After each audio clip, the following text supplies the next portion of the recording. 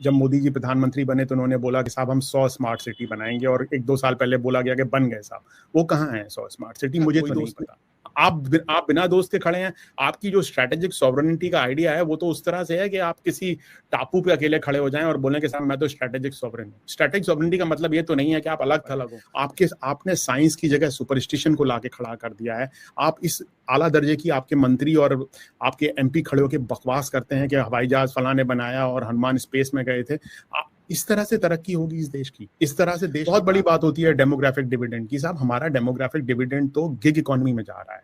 जो मोटरसाइकिलों पर और स्कूटरों पर आपको बच्चे दिख रहे हैं, युवा दिख रहे हैं, लोगों को सप्लाई करते हुए दिल्ली, एनसीआर, बंबई, अहमदाबाद, बेंगलोर में, वो भारत का डेमोग्राफिक डिविडेंड है।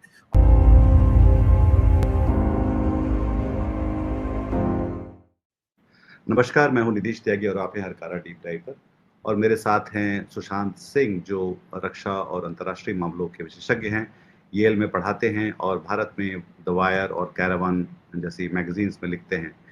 तो आज हम लोग बात करेंगे जो बहुत तेजी से घटनाक्रम बदल रहे हैं। अमेरिका के साथ रोज कुछ ना कुछ चल रहा है। उधर चीन जो है एक नई बुलंदी के साथ उभर रहा है सबके सामने, और वो एक समानांतर ताकत की तरह खुद को स्थापित करने की लगभग ऐलान कर रहा है।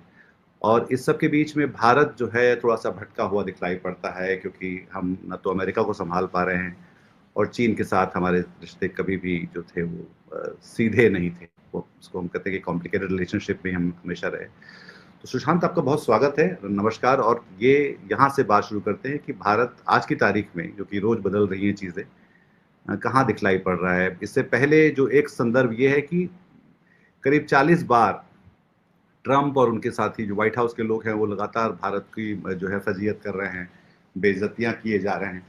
और फिर आज की खबर में ये देखा गया है कि नरेंद्र मोदी ने एक तुरंत रिस्पॉन्ड किया एक ऐसे ट्वीट को जिसमें उनको टैग भी नहीं किया गया था, डोनाल्ड ट्रंप के ट्वीट पे, जिसमें कहीं उन्होंने बहुत सारी जो भारत की जो बुराइयां कर रहे होते हैं उसमें कहीं एक बार बार वो भी कहते हैं कि मोदी मेरे बहुत अच्छे दोस्त हैं।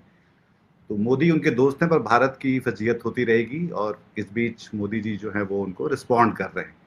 तो इस पे बात शुरू करते हैं, फिर इसके सिरे से फिर हम आगे और चलेंगे इसमें। निधीश, पहले तो आपका बहुत बहुत धन्यवाद, बहुत बहुत शुक्रिया। मुझे पता है कि इस वक्त भारत में काफ़ी देर शाम का वक्त है, और फिर भी आपने समय निकाला मुझसे बात करने के लिए, वो उसके लिए आपका बहुत बहुत शुक्रिया। जहाँ तक भारत का सवाल है, भारत कहाँ खड़ा हुआ है इस वक्त, तो मुझे लगता है भारत के लिए बहुत अच्छी स्थिति नहीं है। चाहे वो जो हमने चीन के साथ देखा हो, चाहे हमने जो अभी अमेरिका के साथ जो पिछले कुछ महीनों में देखा, मुझे नहीं लगता कि वो भारत के लिए बहुत अच्छी स्थिति है। भारत के ऊपर जिस तरह का दबाव बनाया गया है राष्ट्रपति ट्रंप के द्वारा, और उनके जो उच्च अधिकारी हैं उनके द्वारा, जिस तरह का अटैक किया गया है, जिस तरह की बातें कही गई हैं, और जिस तरह का एक्शन लिया गया है, चाहे वो टैरिफ्स हों, चाहे वो पाकिस्तान के साथ उनकी दोस्ती हो, चाहे वो बाकी चीज़ें हों, उससे तो भारत को नुकसान ही हुआ है। और भारत एक बुरी तरह से अपने आप को एक ऐसी जगह पर पाता है जहां पर कि उसको चीन की तरफ भी दोस्ती का हाथ बढ़ाना पड़ रहा है, जहां पर उसको ये भी दिखाने की कोशिश करनी पड़ रही है कि साहब हम खड़े भी हो सकते हैं, पर खड़े नहीं भी हो पा रहे हैं। आपकी जो एक्सपोर्ट इंडस्ट्री है, चाहे वो टेक्सटाइल की हो, कपड़ों की हो, और भी चीज़ों की हो, वो परेशान हो रही है। अंदरूनी तौर पर आपके रुपए की कीमत गिर रही है। आपकी जो अंतर्राष्ट्रीय साख है वो कमज़ोर हो रही है, और आपकी जो बात है उसका वजन कमज़ोर हो रहा है। दूसरी तरफ पाकिस्तान मजबूत हो रहा है, चीन मजबूत हो रहा है। तो भारत के लिए तो इस वक्त बहुत अच्छी स्थिति नहीं है। और ख़ास तौर पर इसको मैं जिस संदर्भ में देखता हूँ मैं इस तरह से देखता हूँ कि ये प्रधानमंत्री मोदी 11.5 साल से प्रधानमंत्री हैं, और उसके पश्चात अब जाकर उनके पास बहुत वक्त था भारत को मजबूत करने का, भारत की विदेश नीति को डिफाइन करने का, उसको अच्छा करने का। जहाँ तक उसकी जगह जो हमने देखा है वो नहीं हुआ है, और उसी का नतीजा है कि आज हम अपने आप को भारत को इस स्थिति में पाते हैं जिसको कि मोदी के चित्र या मोदी के वीडियो या मोदी के ट्वीट्स किसी भी तरीके से ढक नहीं सकते। उस पर आप लीपापोती नहीं कर सकते, जो भारत की एक्चुअली खराब स्थिति। इसमें जो एक बात जो मुझे समझ में आती है वो ये कि मोदी जी और भारत दोनों क्या अलग अलग हैं। मतलब ये ठीक है कि मैं मोदी जी से मुझे बहुत मेरे अच्छे दोस्त हैं, पर भारत जो है बहुत एक बुरा देश है जो कि बार बार अमेरिका से ये सुनाई देने को मिलता है। तो ये मोदी या भारत जो है, क्या दोनों, मतलब मोदी नुमाइंदगी किसकी कर रहे हैं? तो ऐसा कैसे है कि मैं आपका दोस्त हूं पर आपका मुल्क जो है वो उसको, उससे मैं सारी इस तरह की कार्रवाइयां करूंगा, जो कि दरअसल आप उसको एक लंबे समय से अपना साथी मानते थे, आप उसको चीन के बरस रख के देखते थे, और अब जो है उसके साथ आप तरह से बिल्कुल ब्रूटल तरह का बर्ताव कर रहे हैं, जो कि आप न तो रूस के साथ कर रहे हैं, ना आप चीन के साथ कर रहे हैं, जो कि जिससे ज्यादा उनको चुनौतियां हैं। तो भारत ने ऐसा क्या किया है, या मोदी जी ने ऐसा क्या किया है कि अमेरिका उनको दोस्त तो कह रहा है, पर बर्ताव जो है लगभग इस तरह से कर रहा है जो कि हॉस्टिलिटी का साफ साफ दिखलाई पड़ता है। तो नीतीश, पहली चीज तो यह है कि अमेरिका तो मोदी जी का दोस्त नहीं है। राष्ट्रपति ट्रम्प जरूर मोदी को अपना बार बार अपना दोस्त बोल सकते हैं, पर जैसा कि आपने कहा, उस दोस्ती का भारत को तो कोई फायदा नहीं हो रहा है। और अगर मोदी जी के साथ व्यक्तिगत मित्रता है और उस मित्रता का फायदा भारत को नहीं होता है, तो मोदी के प्रधानमंत्री होने का फायदा भी भारत को नहीं है। उसका तो सीधा सीधा लॉजिकल कंक्लूजन तो यही आता है। राष्ट्रपति ट्रम्प प्रधानमंत्री मोदी को अपने यहाँ खाने पे बुला सकते हैं, उनके साथ गोल्फ खेल सकते हैं, उनको ट्रम्प टावर में घर दे सकते हैं, बहुत अच्छी बात है, साहब उनकी पर्सनल मित्रता है। पर अगर आप प्रधानमंत्री के तौर पर अमेरिकी राष्ट्रपति से बात करें, देखिए दो हैं, एक मोदी व्यक्ति है, एक मोदी प्रधानमंत्री।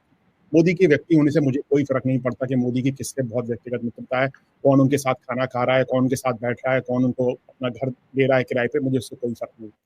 दूसरे, मोदी एक प्रधानमंत्री हैं जो कि भारत का प्रतिनिधित्व कर रहे हैं, भारत के सबसे सशक्त नेता हैं। भारत के प्रधानमंत्री के तौर पर वो अमेरिकी राष्ट्रपति से मिल रहे हैं और अमेरिकी राष्ट्रपति से बात कर रहे हैं। हमारा काम, जो पब्लिक डोमेन में हम लोग हैं, जिस तरह की हम बात करते हैं, चाहे हम जर्नलिस्ट हैं, एनालिस्ट हैं, हमारा काम है प्रधानमंत्री मोदी पर फोकस करना, ना कि व्यक्ति मोदी पर। व्यक्ति पर, बिल्कुल। तो जब हम प्रधानमंत्री मोदी पर फोकस करते हैं, जब हम उन पर निगाह डालते हैं, तो हमें साफ तौर पर दिखता है कि प्रधानमंत्री के तौर पर नरेंद्र मोदी का जो भी एंगेजमेंट है राष्ट्रपति ट्रम्प के साथ या बाकी लोगों के साथ, उससे भारत को बिल्कुल भी फायदा नहीं हो रहा है। उससे भारत को बल्कि, जैसा कि आपने कहा, भारत को नुकसान हो रहा है। किसी भी वक्त राष्ट्रपति ट्रम्प ने ऐसा कुछ भी नहीं कहा है, बल्कि ऐसा कुछ भी नहीं किया है जिससे कि भारत को फायदा हो, चाहे वो पाकिस्तान के साथ हो, चाहे वो टैरिफ्स पर हो, चाहे वो बाकी भी किसी चीजों पर हो। तो ऐसी दोस्ती का, ऐसी आत्मीयता का, ऐसी पर्सनल मित्रता का अगर भारत के लिए कोई फायदा नहीं है, तो मुझे नहीं लगता कि हमको उस पर समय बर्बाद करने की जरूरत है।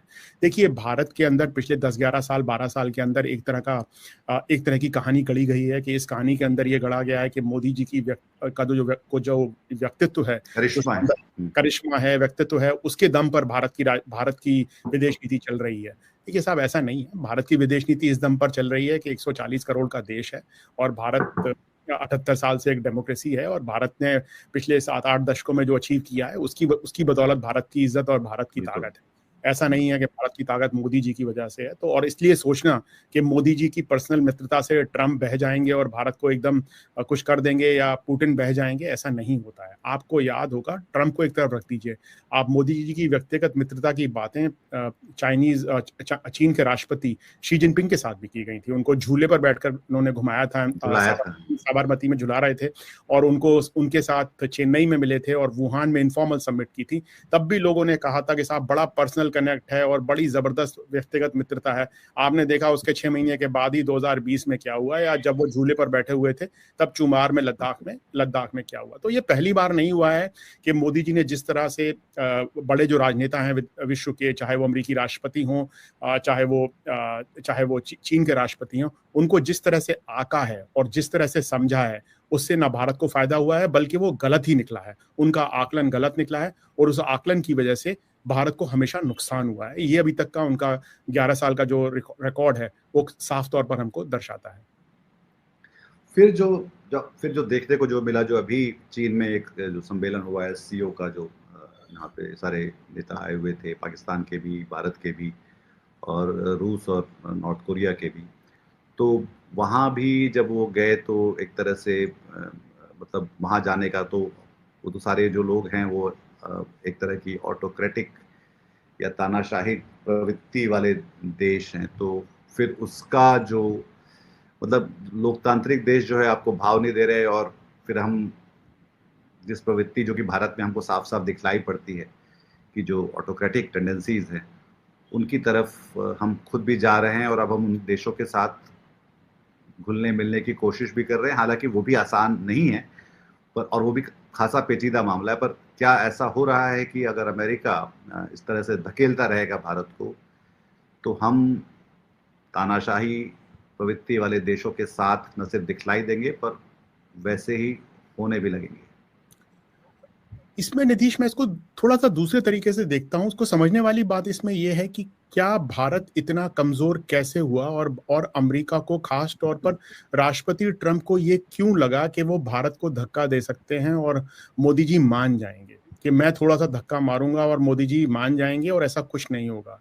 जैसा कि आपको पता है, जॉन बोल्टन, जो कि ट्रंप 1.0 में, ट्रंप के पहले राष्ट्रपति वाले कार्यकाल में जो उनके नेशनल सिक्योरिटी सुरक्षा एडवाइजर थे, सलाहकार। उन्होंने साफ लिखा है अपनी किताब में कि जब ईरान पर तेल की बात आई, ईरान से तेल नहीं खरीदने की बात आई, और जो आपके दर्शकों को याद ना हो, मैं बता दूं कि ट्रंप के पहले राष्ट्रपति के कार्यकाल में भारत ने ईरान से तेल खरीदना बंद कर दिया था।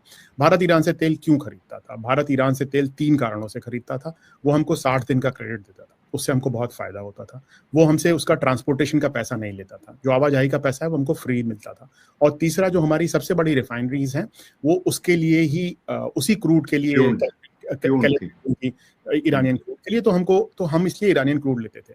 भारत ने जब पहली बार ट्रंप ने कहा कि आप ईरान से क्रूड नहीं खरीदेंगे, तो भारत ने थोड़ा पुश बैक किया और कहा कि नहीं साहब, हम खरीदना चाहते हैं वगैरह। पर फिर ट्रंप ने बोल्टन को बोला कि आप जाके बोलिए, मुझे पता है कि मोदी मान जाएंगे, वो नहीं खड़े हो पाएंगे हमारे सामने, और वो मान जाएंगे। और वैसा ही हुआ, चुपचाप मोदी जी मान गए। तो मेरा मानना ये है कि जैसा कि ट्रैक रिकॉर्ड रहा है मोदी जी का ट्रंप के साथ, हार्ले डेविडसन का किस्सा तो बहुत फेमस है। ट्रंप ने उसको पब्लिकली बोला कि भाई, मैंने फोन किया और मोदी जी को कहा हार्ले डेविडसन से आप, मोटरसाइकिल से आप ड्यूटी हटाइए, और मोदी जी मान गए, उन्होंने ड्यूटी हटा दी। वेनेजुएला से तेल खरीदने का मामला भी सेम तरीके से हुआ। तो एक तरह से आपने एक बार जब एक तरह से बिहेव किया है, और एक तरह से आपने दूसरी बड़ी ताकत को यह दर्शाया है कि आप झुकने को तैयार हैं, और आप हाल झुक जाएंगे और आप हाल बैठ जाएंगे, तो फिर तो आप इनवाइट कर रहे हैं कि हर बार जब उसको दबाव डालना होगा, तब वो आपको पकड़ेगा और आपको मारेगा। निधीश, आपको याद होगा, एक चीनी कहावत है बहुत फेमस के, to scare the monkey you kill the rooster, कि आप भाई बंदर को डराने के लिए छोटे मुर्गे को मार देते हैं। तो वही है कि बड़े, आप चीन पे तो नहीं हमला, चीन को कुछ बोल नहीं सकते हैं ट्रंप साहब, रूस को बोल नहीं सकते हैं, पर भारत इतना बड़ा है, इतना छोटा भी नहीं है। भारत ये भी नहीं है कि पोलिनेशिया या कोई और मार्शल आइलैंड है, थोड़ा इतना बड़ा भी है कि आप भारत को मार सकते हैं। और उनको पता है कि मोदी जी सह लेंगे, मोदी जी कुछ करेंगे नहीं, क्योंकि आपने पहले दिखा रखा है मोदी जी राष्ट्रपति ट्रंप के पहले कार्यकाल में।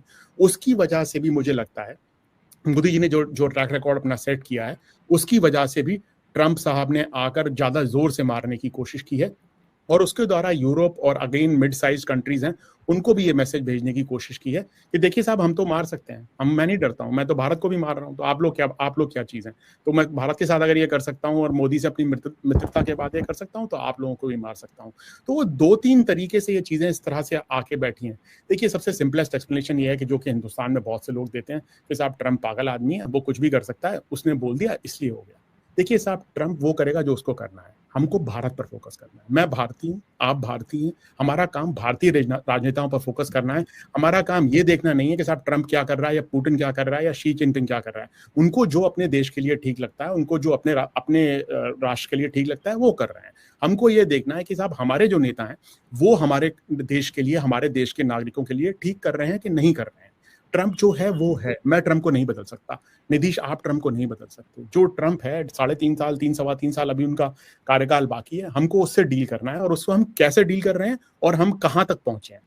तो मैं इसको थोड़ा सा अपना जो जो प्रिज्म है ना, थोड़ा सा चश्मा है, ये बड़ा आसान है यहाँ बैठकर कहना कि साहब देखिए ट्रंप तो बड़े मर्क्यूरियल व्यक्तित्व है उनका, वो बड़े ही इरेटिक हैं, इसलिए हम कुछ नहीं कह सकते, कल को साहब वो हाँ बोल देंगे, दोस्ती बोल देंगे। ये बात सही है, पर अगर हम उस पर फोकस करेंगे, तो जो असली मुद्दा है कि जो भारत की सरकार है, जो भारत का नेतृत्व है, जो भारत के प्रधानमंत्री हैं, उनकी जो जिम्मेदारी है भारत के नागरिकों के प्रति, भारत के प्रति, हमारा उससे फोकस हट जाएगा। तो मैं फिर साफ कह रहा हूं, मैं ये नहीं कह रहा हूं कि ट्रंप मर्क्यूरियल नहीं है, मैं ये नहीं कह रहा हूं कि ट्रंप हर नहीं नहीं, बिकॉज जब हम देख रहे हैं कि यूरोपियन जो लोग नेता हैं, वो किस तरह से, कितने फ्लेक्सिबल होकर भी वो अपने इंटरेस्ट जो हैं वहां से साध ले रहे हैं, अपने सारे जो उनके जो स्वार्थ हैं उसको साध ले रहे हैं ये कह के। हालांकि मेरे सबसे ज्यादा मुश्किल संबंध तो इस समय यूरोपियन देशों के ट्रंप के साथ होंगे, हम लोग तो शायद।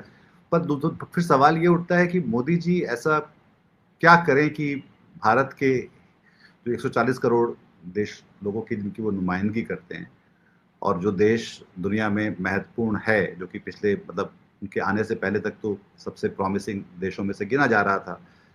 अब उसमें 11 साल में जो भी कुछ हो, तो अब वो ऐसा क्या करें, उनके पास क्या ऐसे विकल्प हैं कि भारत की जो स्थिति है वो उनके जो मजबूत नेतृत्व में, जो कि उनसे पहले कभी इस देश को नहीं मिला, वो कहीं कुछ अपना भी स्वार्थ जो है साध पाए, ऐसा क्या करें?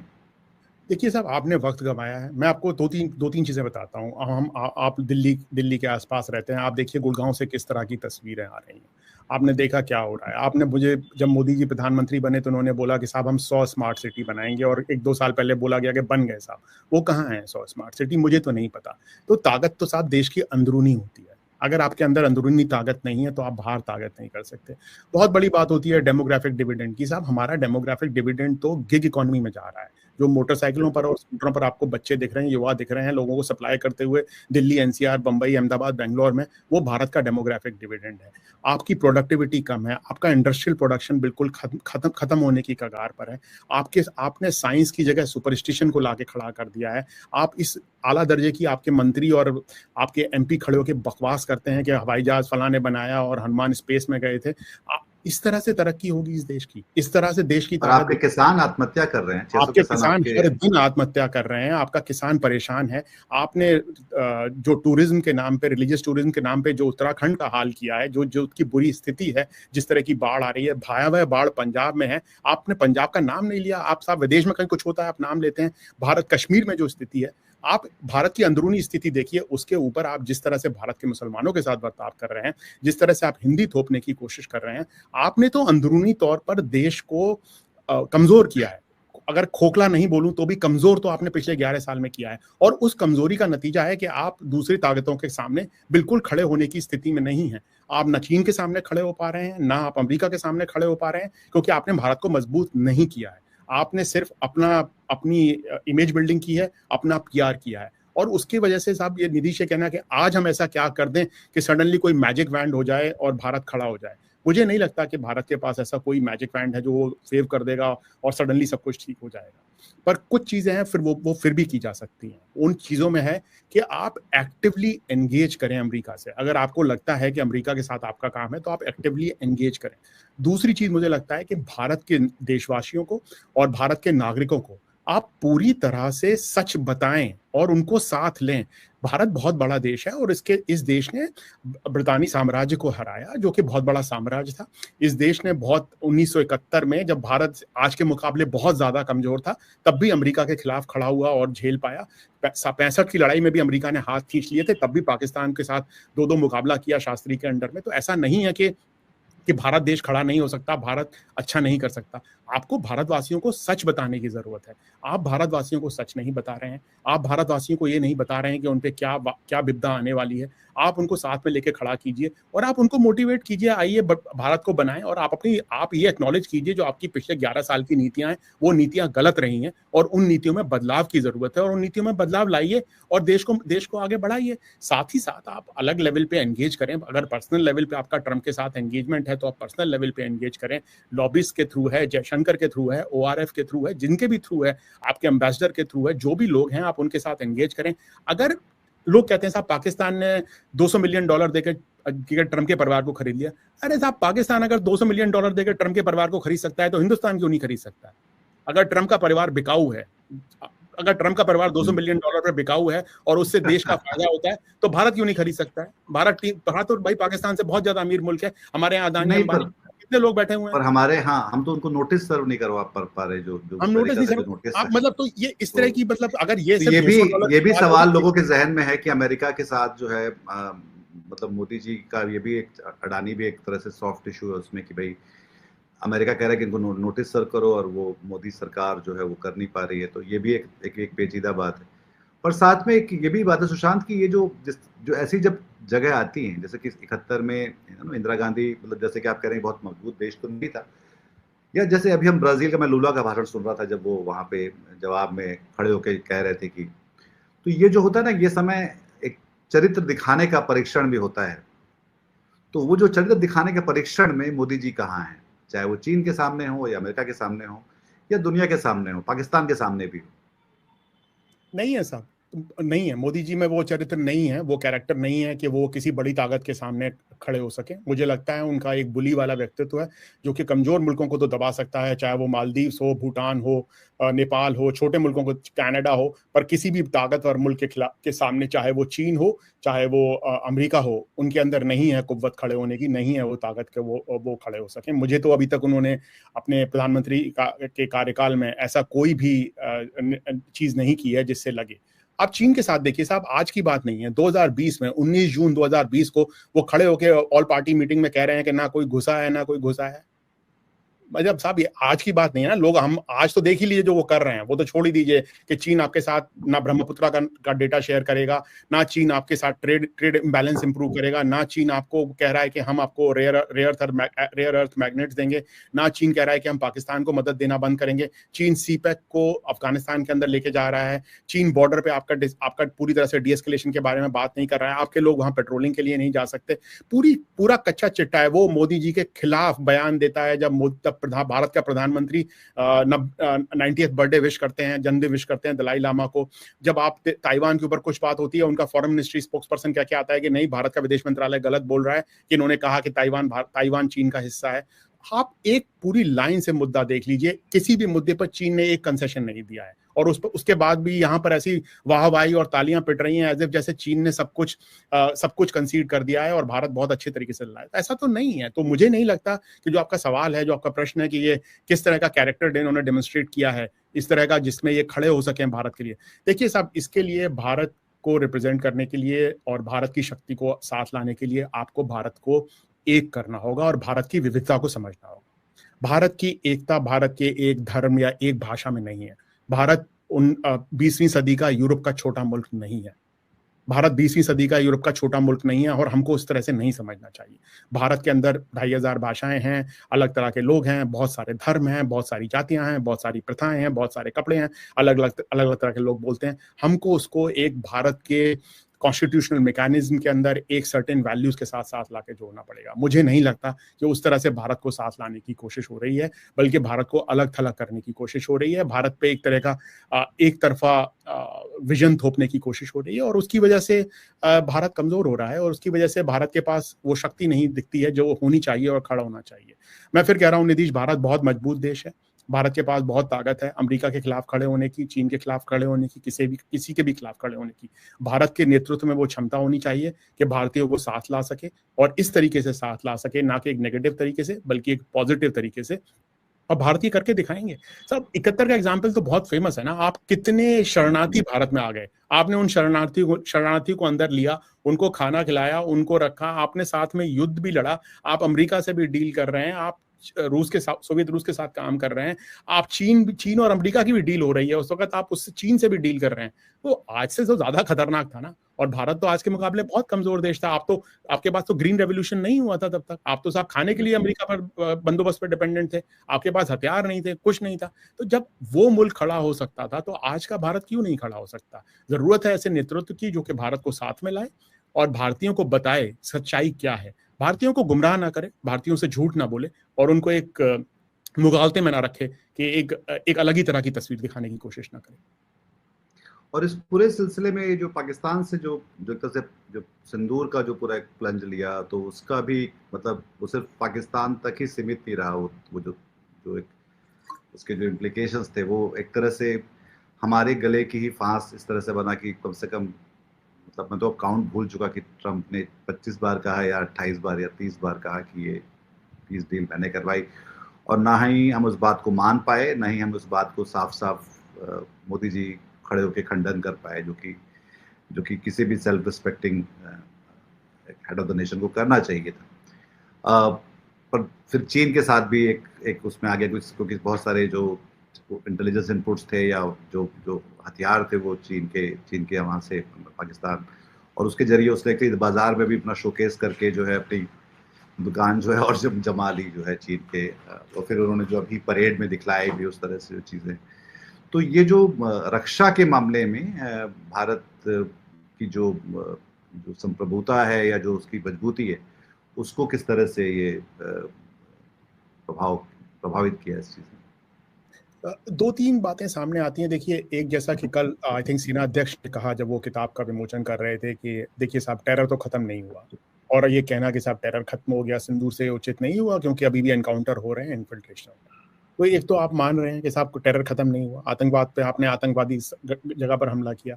उससे एक दो दिन पहले CDS चौहान ने, जनरल चौहान ने आई थिंक गोरखपुर में कहा कि सिर्फ हमारा मकसद तो ये दिखाना था कि हम नाराज हैं। देश ऐसे चलते हैं कि साहब नाराजगी है तो हमने बम मार दिया, खत्म हो गई बात। आपका कोई बड़ा स्ट्रैटेजिक एम होगा, कोई पॉलिटिकल एम होगा। तुम क्या पॉलिटिकल एम था अभी तक? जो जैसा कि मैंने दो बड़े शीर्ष सेना के अधिकारियों का जिक्र किया, दोनों ने कोई क्लैरिफाई तो नहीं किया कि पॉलिटिकल एम क्या था। अगर आप कह रहे हैं कि आतंकवाद को कोई भी कमजोरी नहीं पहुंची पाकिस्तान से, जो आतंकवाद आ रहा था, या आप कह रहे हैं कि साहब हमारा तो मकसद ही सिर्फ ये दिखाना था कि हम नाराज हैं, हमारी रेड लाइन आपने क्रॉस कर ली, तो इसलिए साहब हमने ये कर दिया। तो एक तो वो मुद्दा है कि मुझे नहीं लगता कि राजनीतिक तौर पर हमें क्लैरिटी थी कि हम क्या चाहते हैं और हम इससे क्या अचीव करेंगे, अदर देन हम एक बहुत ज़्यादा शोर शराबा और अपने देश में लोगों को बता पाएंगे कि देखिए साहब हमने कर दिया, कि हम बड़े नाराज थे और हमने साहब मार दिया और पाकिस्तान पे हमला कर दिया, ये कर दिया। तो एक तो वो कमजोरी रही, वो कमजोरी खुलकर अब सामने आ गई। दूसरी बात यह है कि जब भी आप किसी चीज़ का रिजल्ट देखेंगे तो कुछ समय बाद देखेंगे, और जैसा कि आपने कहा, ट्रंप ने जो भी 40, 45, 50 जितनी बार भी उन्होंने कहा है, 40 से ज़्यादा बार जहाँ तक मुझे याद है ऑलरेडी वो कह चुके हैं, उसकी वजह से ये साफ हुआ कि भाई दो तीन चीज़ें हुई। कश्मीर इंटरनेशनलाइज हुआ फिर से, ये बात उन्होंने हर तरीके से कही कि न्यूक्लियर वॉर होने वाला था। उसका मतलब है कि ये पाकिस्तान का जो आर्ग्यूमेंट है कि भाई हम दोनों के बीच में न्यूक्लियर लड़ाई होने वाली है, इसलिए पूरी दुनिया को यहाँ पर ध्यान देना चाहिए, वो बात फिर से सामने आई। तीसरी चीज़, हिंदुस्तान और पाकिस्तान हाइफेनेट हो गए, भारत और पाकिस्तान फिर से एक साथ जोड़ दिए गए, उनके बारे में एक साथ बात होने लग गई। चौथी बात, पाकिस्तान जिसको कि DC में, वाशिंगटन DC में कोई वक्त नहीं दे रहा था, वो भाई वहां पर एकदम हीरो बन गया। उनको ट्रंप साहब आसिम मुनीर को खाना खिला रहे हैं, वो आसिम मुनीर फिर दोबारा वहां जा रहे हैं, और सडनली पाकिस्तान के बारे में इस तरह की बात हो रही है कि ट्रंप साहब कह रहे हैं कि देखिए साहब पाकिस्तान से भारत कुछ दिनों में तेल खरीदेगा वगैरह वगैरह, इस तरह की उन्होंने बातें की। तो अगर आप उसका जो आउटकम देखें तो उसका आउटकम तो ये हुआ कि भाई पाकिस्तान मजबूती से उभरा। आपने पाकिस्तान के साथ 9 टेरर कैंप मार दिए, और आपने पाकिस्तान के साथ हवाई अड्डों पर भी हमला कर दिया। वो रिपेयर हो जाएंगे हवाई अड्डे, वो टेरर कैंप कहीं और बन जाएंगे। मैं मान लिया आपकी बात। अंततः तो आप ये देखेंगे कि इसका फायदा ये तो नहीं है ना कितनी ईंटें टूटी और कितने हवाई जहाज गिरे, उसका तो फायदा ये है कि बड़े स्तर पे क्या हुआ। और बड़े स्तर पे ये हुआ कि आपका चीन से जो आप खड़े होना चाहते थे, चीन के खिलाफ एज स्ट्रेटेजिक कॉम्पिटिटर, वो बात तो बिल्कुल ही दफा हो गई। अभी आपने ये साफ तौर पर दर्शा दिया मोदी जी ने जाके टियानजिन में कि देखिए साहब, चीन हमसे बहुत बड़ा मुल्क है और हम चीन के मुकाबले छोटे मुल्क हैं, हमारी लड़ाई पाकिस्तान से है। आप चीन के साथ चीन को ये नहीं कह पा रहे हैं कि आप पाकिस्तान को हथियार मत दीजिए या पाकिस्तान को इंटेलिजेंस मत दीजिए, कुछ भी मत दीजिए। और पाकिस्तान बिल्कुल मजे से खड़ा है। आपकी स्थिति काफी कमजोर है इस मामले में, आप काफी विचित्र स्थिति में है कि पाकिस्तान अमेरिका से भी दोस्ती कर रहा है, पाकिस्तान चीन के साथ भी खड़ा है, पाकिस्तान अफगानिस्तान के साथ भी दोस्ती कर रहा है, पाकिस्तान पुतिन के साथ भी मिल रहा है। आपका कोई दोस्त नहीं, आप बिना दोस्त के खड़े हैं। आपकी जो स्ट्रैटेजिक सॉवरेनिटी का आइडिया है वो तो उस तरह से है कि आप किसी टापू पे अकेले खड़े हो जाएं और बोलें कि साहब मैं तो स्ट्रैटेजिक सॉवरेन हूं। स्ट्रैटेजिक सॉवरेनिटी का मतलब ये तो नहीं है कि आप अलग थलग हो। स्ट्रैटेजिक सॉवरेनिटी का मतलब है कि आप उस भीड़ के बीच में एक ताकतवर मुल्क के तौर पर उभरे और जो कि अपना निर्णय खुद ले सके बिना अफेक्ट हुए। उसका अर्थ ये नहीं है कि आप अलग थलग पड़े हो। अभी जो भारत की स्थिति है, भारत बिल्कुल अलग थलग पड़ा हुआ है मोदी जी। ये जो स्ट्रेटेजी का ही सवाल है कि इन 11 सालों की स्ट्रेटेजी थी क्या? मतलब ऐसा हम इनको पूछें कि भाई आप हासिल क्या किया आपने इन 11 सालों में, कि आपने दोस्त बनाए क्या भारत के इन 11 सालों में ज्यादा दोस्त हैं पहले से? तो इसका आंसर मिलता है कि नहीं है। आप चाहे दक्षिण एशिया देख लीजिए, चाहे यूरोप में देख लीजिए, या कनाडा जो कि जिससे आपके खासे मजबूत रिश्ते रहे, आपने हमने वो खराब किए। अमेरिका के साथ हम देख ही रहे हैं, चीन के साथ भी साफ साफ। तो कुल मिला के अगर हम कहें कि हमारी जो अंतर्राष्ट्रीय हमारी रणनीति है या हमारी एक पॉलिसी है, तो मोदी जी के इसमें जो है इन 11 सालों में हम इनको गेंस को क्या बोलें, तो वो विश्व गुरु हैं। उन्होंने 15 जगह फोटो खिंचवाए, बहुत सारा ऑप्टिक्स किया, उन्होंने डोनाल्ड ट्रंप का चुनाव प्रचार किया। मैं एक ये भी सवाल बाद में पूछूंगा, बट पहले इस बात पे बात करते हैं कि जो रणनीति, अब तो विश्व गुरु नहीं बोलते हैं, मतलब मैं आपको, अब तो विश्व मित्र हो गए, वो पता नहीं कब से गुरु से मित्रता की डाउनग्रेडेशन पता नहीं कब हो गई साहब, पर वो विश्व गुरु से विश्व मित्र हो गए। देखिए साहब, जहां तक मुझे याद पड़ता है, जब जब ये आए थे सत्ता में तो उन्होंने कहा कि हम लीडिंग पावर बनाएंगे भारत को, भारत ऐसा देश होगा कि हर मतलब बहुत इतना मजबूत होगा कि लोग अमेरिका से भारतीय कहेंगे कि हम भारत आना चाहते हैं, और हर मुल्क पासपोर्ट की लाइन, हाँ, पासपोर्ट की लाइन लगी होगी और हर देश होगा। तो अब 11 साल बाद आपको असलियत दिख गई है, लोग भाग रहे हैं यहाँ से, हिंदुस्तान से, और कह रहे हैं कि साहब कहीं भी चले जाएं पर यहाँ नहीं रहना चाहते। और उसमें गुजरात जो कि बीजेपी के राज में है और मोदी जी और अमित शाह का राज्य है, वहाँ से काफी ज्यादा लोग भागने के लिए सबसे पहले आतुर हैं और जाने के लिए आतुर हैं। तो 11 साल पहले जो इन्होंने प्रोमिस की थी, मैं आपको और थोड़ी छोटी प्रॉमिस बता सकता हूँ, जैसे कि साहब जो पाकिस्तान अधिकृत कश्मीर है वो हम वापस ले लेंगे। उसको लेने की स्थिति में साहब कहाँ तक आगे पहुंचे हैं मुझे बताएं साहब। इनका खुद का एजेंडा पॉइंट है, मेरा एजेंडा पॉइंट नहीं है साहब, ये तो इनका एजेंडा पॉइंट है ना। तो आप तो पाकिस्तान के ऊपर कुछ कर नहीं पा रहे हैं, छोटी चीज नहीं कर पा रहे हैं आप। पाकिस्तान अधिकृत कश्मीर से अब तो सीपैक जा रहा है अफगानिस्तान के अंदर। आपने पहले कहा कि सीपैक तो भारत की टेरिटोरियल इंटेग्रिटी और सॉवरेंटी को चैलेंज है और हम इसको पूरी तरह से रिजेक्ट करते हैं। तो अभी आप क्यों चुप बैठे हैं? जब अफगानिस्तान जा रहा है सीपैक, अब वो ट्राइपार्टाइट एग्रीमेंट साइन हो रहा है, तब आपकी आवाज क्यों अब नहीं निकल रही है? तो आपका तो जो जिस तरह की आपकी रणनीति रही है उसका क्या मकसद था और उस मकसद पर आप कितने खरे उतरे हैं, ये तो दोनों सवाल ही, मतलब इनका जवाब बड़ा मुश्किल है। क्योंकि साहब देखिए, इतना ज्यादा ये सोशल मीडिया के थ्रू और इनके प्रोपेगेंडा के थ्रू इतनी ज्यादा चीजें चलती हैं कि लोग भूल चुके हैं कि 11 साल पहले इन्होंने क्या प्रोमिसेस की थी और उन प्रोमिसेस का आज क्या हाल है। अगर आपको याद हो 2014 में साहब अच्छे दिन चल रहे थे। किसी हिंदुस्तानी के अच्छे दिन आए हैं अदर देन 2 लोगों को छोड़ के? किसी भारतीय का अच्छे दिन नहीं आया है, भारत के भी अच्छे दिन नहीं आए हैं, भारत के खराब दिन चल रहे हैं। तो वो अच्छे दिन एकदम गायब हो गया सर, फिर एकदम कभी किसी ने बात ही नहीं की फिर नदी अच्छे दिन की। अब वो अच्छे दिन भी नहीं आए हैं, कुछ नहीं आया है। कश्मीर की आपने हालत देखी है, मणिपुर की आप हालत देख रहे हैं, नागालैंड की आप हालत देख रहे हैं, असम की आप स्थिति देख रहे हैं। मतलब एक अजीब किस्म की स्थिति है। और अंतर्राष्ट्रीय स्तर पर देखिए, एक राजनीतिक स्थिरता है भारत के अंदर, एक लोकतांत्रिक पृष्ठभूमि है भारत की, उसकी वजह से एक भारत की इज्जत है। भारत की आबादी बहुत बड़ी है, भारत की जो जोग्राफिकल लोकेशन है वो चीन के साथ है। भाई लोगों को चीन से डर लगता है, खासतौर पर वेस्टर्न पार्ट्स को, तो उनको लगता है कि हम भारत को बड़ा करके कर सकते हैं। तो आपके पास वो एडवांटेजेस हैं, और वो एडवांटेजेस मोदी जी के आने से पहले भी थे, और जो कल मोदी जी जब हट जाएंगे और उनकी जगह कोई और सरकार आएगी तो उसके पास भी वो एडवांटेजेस होंगे। वो एडवांटेजेस गायब नहीं हो रहे हैं। तो इसमें ये सोचना कि मोदी जी के 11 साल के कार्यकाल की वजह से बाइडेन ने उनकी पीठ पे हाथ रख दिया, या जिस तरह से दर्शाया गया G20 कि G20 एज ए कोई ताज है जो उनके सर पर रख दिया गया, नहीं भाई, G20 की मीटिंग है इस साल ब्राजील में हो रही है, अगले साल अमेरिका में होगी, वो फ्लोरिडा में अपने ट्रंप ने अनाउंस कर दिया कि मैं अपने पर्सनल उसमें करूंगा, मार-आ-लागो में करूंगा, मारगांव नहीं, फ्लोरिडा में उनका एक पर्सनल वो है, वहां पर मैं करूंगा उसको, वहां पर उनको करूंगा। तो वो तो G20 नॉर्मल मीटिंग है, रोटेशन से चलती है, आपका नंबर आया आप बन गए। पर आपने यहाँ उसको ऐसे दिखाने की कोशिश की G20 इस तरह का है। तो भारत की विदेश नीति को, भारत की जो सामरिक नीति है उसको पूरी तरह से, जो मैंने समझा है वो पिछले 11 साल के अंदर, वो सिर्फ इसलिए की गई कि उसका भारत की अंदरूनी राजनीति पर क्या असर होगा और उसका मोदी और भारतीय जनता पार्टी को क्या फायदा मिलेगा। देखिए, इसमें थोड़ा सा फर्क है। पहले भी विदेश नीति से लोग अंदरूनी राजनीति में फायदा उठाते थे, पर विदेश नीति भारत की अंदरूनी राजनीति डिटरमाइन नहीं करती थी। अब क्या है कि भारत की विदेश नीति क्या होगी कि आप पाकिस्तान पे हमला करेंगे या चीन से दोस्ती करेंगे या ट्रंप से जाके आप गले लगेंगे, पप्पियां झप्पियां देंगे, वो सारा ये डिसाइड करेगा कि मेरे को अंदरूनी आपकी जो रणनीति है उससे डिसाइड हो रहा है, इससे नहीं कि आप क्या कि उसका फायदा मिल रहा है कि आप एक विदेश नीति चला रहे हैं, विदेश नीति आपकी अच्छी चल रही है तो आप जाके जनता को बोल रहे हैं, आवाम को बोल रहे हैं कि साहब मेरी विदेश नीति अच्छी है तो आप मुझे वोट दीजिए। वो नहीं है। अभी ये कि साहब मेरे को क्या फायदा मिल रहा है, चुनाव आ रहा है, बालाकोट कर दो, कुछ हो गया, अच्छा कमजोर हो गए, बहुत नंबर्स बहुत कम हो गए, इकोनॉमी बहुत खराब हो गई, तो देखिए साहब अभी हमने हमला कर दिया पहलगाम के बाद। अरे आपने साहब पहले ISI को बुलाया पठानकोट के अंदर, तब क्या था? अब आपने क्या नहीं किया है? मतलब क्या कंसिस्टेंसी है पाकिस्तान के साथ? नहीं है। चीन के साथ कंसिस्टेंसी है? मेरी आकार से बात हो रही थी तो कह रहे थे कि पाकिस्तान से तो हमारी जो है कूटनीति नहीं, कट्टी नीति, कि हम जब चाहे तब साहब अभी हो जाते हैं उनके साथ।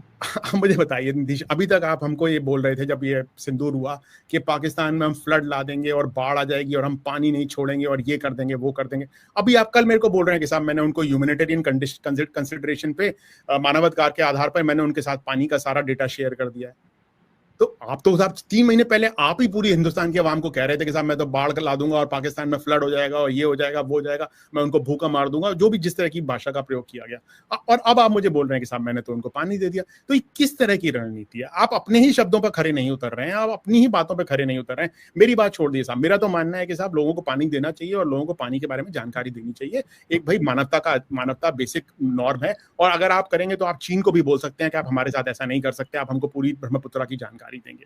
पर आप जो बातें खुद कहते हैं उस पर आप खड़े नहीं उतरते हैं, उस पर भी आप पीछे हट जाते हैं। चाहे वो कश्मीर के मुद्दे, पाकिस्तान अधिकृत कश्मीर का मुद्दा हो, चाहे वो सीपैक का मुद्दा हो, चाहे वो चीन और तिब्बत का मुद्दा हो, चाहे वो दलाई लामा का मुद्दा हो, किसी भी मुद्दे पर आप किसी भी तरीके से मजबूती से उभर कर सामने नहीं आए। और जो कि हमने अभी अमेरिका के साथ और ट्रंप के साथ भी देखा है। और भारत की ये सवाल कि भारत की 11 साल की क्या उपलब्धियां हैं रणनीति के क्षेत्र में, आज के समय में नहीं लगता कि भारत की कोई बहुत महान उपलब्धि है 11 साल की स्थिति में। क्योंकि 11 साल बाद हम अभी भी यही सोच रहे हैं कि साहब ऐसे कैसे इस चक्कर में हम फंस गए और ऐसी हमारी खराब हालत कैसे हो गई। सुशांत, अब अमेरिका में है तो ये सवाल भी मुझे हमेशा सोचता है कि ये जो जहाँ पर वो अब की बार ट्रम्प सरकार कह रहे थे और जो लोग मोदी जी को वहाँ पे लेके हाउडी मोदी जिन्होंने करवाया था, या जो लोग वहाँ पे जुलूस निकाला था न्यूयॉर्क में जहाँ पे वो बुलडोजर लेकर घूम रहे थे और ये सब वो अपनी हिंदू शक्ति दिखाना चाह रहे थे, तो और ये सब लोग ट्रम्प का समर्थन भी कर रहे थे, वो मोदी जी का समर्थन भी कर रहे थे। तो अब उनके क्या हालात हैं वहाँ पे कि वो अभी वो किस तरफ हैं और कहाँ हैं और उनका क्या हो रहा है? तब देखिए, मैं उनसे अभी जब मेरे कुछ आए हुए कुछ ही अभी हफ्ते हुए हैं और मेरी कोई उनसे अभी मुलाकात नहीं हुई है इस तरह के लोगों से। पर जहाँ तक दिखता है जो बातचीत में मीडिया में सोशल मीडिया के थ्रू, तो अभी तक वो लोग गायब हैं बिल्कुल। नहीं, वो नवारों की बर्खास्तगी की मांग कर रहे हैं कि नवारों को नवारों की बर्खास्तगी की बात भी एक दबी छुपी आवाज में और वो हिंदुइज्म की वगैरह बात करके, पर वो भारत के लिए किसी मुद्दे पर खड़े नहीं हुए हैं। चाहे वो जो न्यू जर्सी में बुलडोजर निकाल रहे थे, की यात्रा निकाल रहे थे, या जो बाकी लोग हैं, उन्होंने इस तरह का कोई कड़े बयान भारत के समर्थन में नहीं दिए हैं। जहां तक मुझे लगता है शायद उनको ट्रंप के आइस से डर लगता है। लोगों को लगता है कि लॉरा लूमर जो बात कह रही हैं कि H1B वीजा हम बंद कर देंगे वगैरह, उन बातों से यहाँ पर जो भारतीय हैं और जो भारतीय मूल के लोग हैं, उनको शायद थोड़ा डर लगता है, थोड़ा खौफ बैठा हुआ है कि ट्रंप हमारे खिलाफ ना चले जाएं। और इनमें से कोई भी व्यक्ति भारत तो वापस जाना नहीं चाहता ना।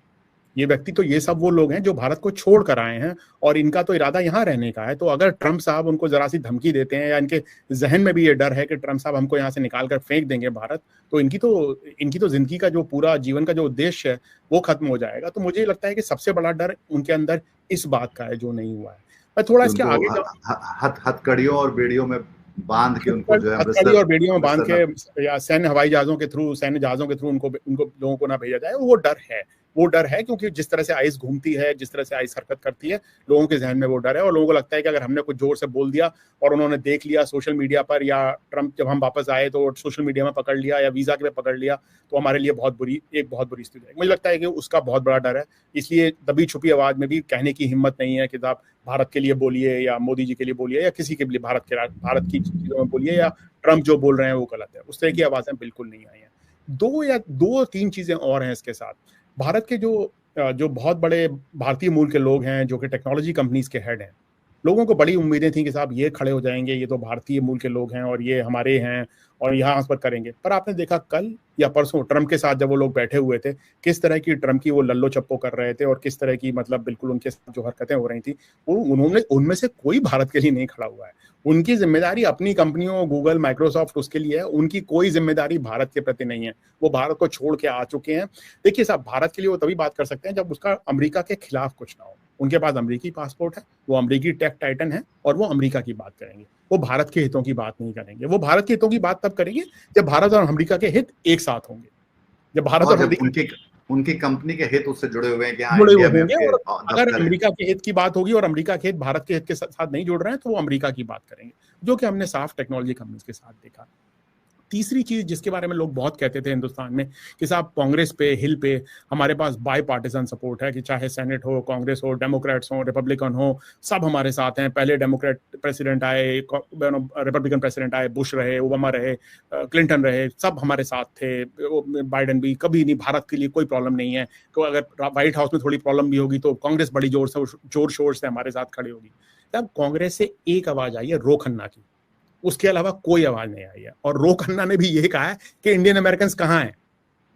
रो खन्ना ने actually, I don't know if you seen the statement, Ro Khanna का स्टेटमेंट ये है कि भैया इंडियन अमेरिकन कहाँ हैं, चुप क्यों हैं, इंडियन अमेरिकन क्यों नहीं बोल रहे हैं।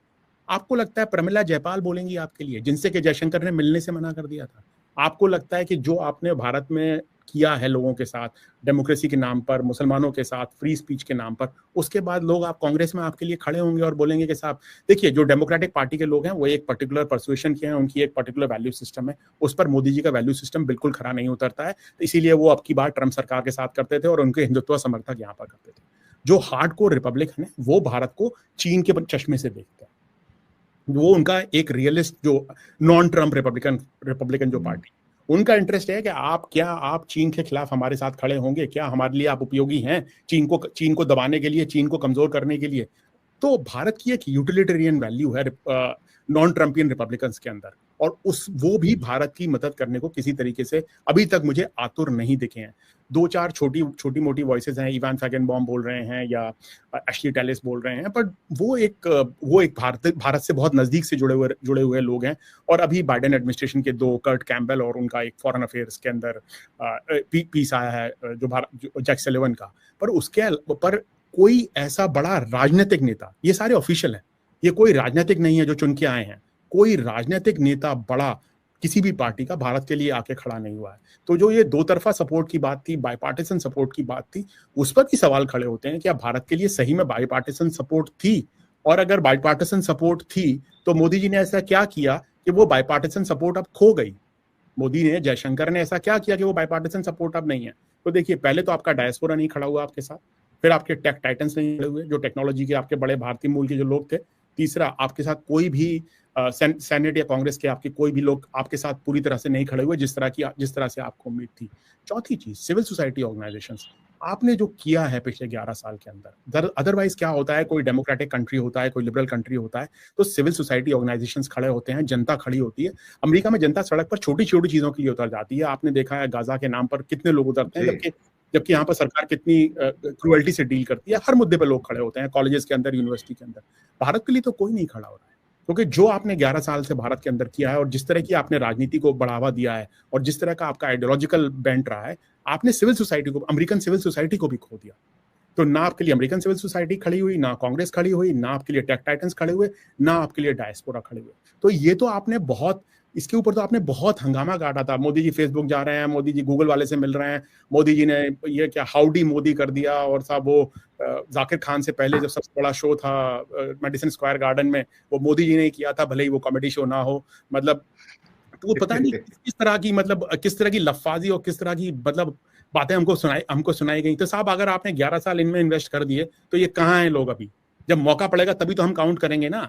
सब अच्छे वक्त में तो सब साथ होते हैं, जहाज में सब मौज कर रहे होते हैं साहब। जब समुद्र में अच्छा समुद्र होता है, पानी बह रहा है, लोग मजे कर रहे हैं, जब जहाज हिल रहा होता है तब दिखती है ना लोगों की क्या क्या क्या काबिलियत है। तो अब तो दिख गई सब क्या काबिलियत है। आपने 11 साल जिन लोगों में इन्वेस्ट किए, 11 साल ही क्यों, जो गुजरात के वक्त में चीफ मिनिस्टरशिप के टाइम में आपने जो इन्वेस्ट किया इन लोगों के अंदर, मुझे नहीं लगता कि उसका कोई भी फायदा भारत को हुआ है। और शायद ये बात साबित हो जाती है कि भारत की मजबूती के लिए भारत को अपनी आंतरिक शक्ति पर, अपनी अंदरूनी ताकत पर डिपेंड करना होगा, ना कि इस तरह के दिखावे और छदम ताकत के ऊपर जो कि हमने बाहर इस तरह से प्रोजेक्ट की। हाँ, जो पूरा परसेप्शन के नाम पे जो कुछ चलता रहा है, और असलियत की बात जब आप करने, वो भी अपने आप एक चुनौती कि वो कैसे, क्योंकि वो उन्होंने कभी किया नहीं। जो उनका हम पब्लिक पॉलिटिकल लीडरशिप की लाइफ देखते हैं तो उसमें वो हमेशा जो एक होता है कि परसेप्शन बना के रखना, पर जो असलियत है उसकी ओनरशिप नहीं लेना। अभी वो मणिपुर ही जाएंगे तो पता नहीं असली मुद्दों के बारे में कितनी मन की बात कर पाएंगे। देखेंगे कि वो जाके वहाँ पे क्या होता है। तो ये तो खैर ये बात तो है कि सर नहीं निधीश, आप देखिए पहलगाम में हमला होता है, पहलगाम में भारतीयों की मौत होती है, भारत का प्रधानमंत्री पहलगाम नहीं जाता है। भारत का प्रधानमंत्री पहलगाम नहीं जाता है। भारत का प्रधानमंत्री 15 अगस्त को उन सैनिकों की बात नहीं करता है जो मारे गए ऑप सिंदूर के अंदर। क्यों भाई? क्या जो सैनिक ऑप सिंदूर में मारे गए उनकी शहादत की कोई वैल्यू नहीं है? ऐसा तो कभी नहीं हुआ ना, ऐसा कभी नहीं हुआ। आप चाहते ही नहीं है कि कोई भी चीज जिसमें कि आपको परसेप्शन है कि बुरा लगेगा, कमजोर लगूंगा, मैं कमजोर लगूंगा, तो मैं उसके बारे में बात नहीं करूंगा। आप पहलगाम के लोगों से नहीं मिलेंगे, आप पहलगाम नहीं जाएंगे, आप भारत के प्रधानमंत्री हैं, आपने अपने हवाई जहाज छोड़ दिए, मिसाइल चला दी, ब्रह्मोस चला दी, S-400 चला दी, और आप आज तक पहलगाम नहीं। आप मतलब आपने शहीदों का जिक्र नहीं किया जो लोग मारे गए ऑप सिंदूर के अंदर, भारतीय सैनिक, चाहे वो लाइन ऑफ कंट्रोल पर मारे गए हो, चाहे वो हवाई बेसिस के ऊपर मारे गए हो। एयर चीफ जब जा रहे हैं मिलने के लिए उसके घर में, तब हमको मालूम पड़ रहा है कि साहब फला फला व्यक्ति मारा गया क्योंकि पाकिस्तानी मिसाइल वहां पर आकर गिरी। भाई ये किस तरह का राजनीतिक नेतृत्व है जो कि आप बिल्कुल भाग रहा है उन चीजों से, जो कि जिसको कि उसको ओन करना चाहिए और कहना चाहिए कि हाँ भाई ये हुआ, लड़ाई होती है, लॉसेस होते हैं, लोग मरते हैं, और लोग लड़ाई अवॉइड, शहीदों की इज्जत नहीं कर पा रहे हैं हम। और लोग लड़ाई, और साहब लोग तो लड़ाई अवॉइड इसीलिए तो करते हैं, लोगों को समझाने की कोशिश करते हैं जनता को कि साहब लड़ाई क्यों नहीं करनी चाहिए, क्योंकि सबका नुकसान होता है लड़ाई से।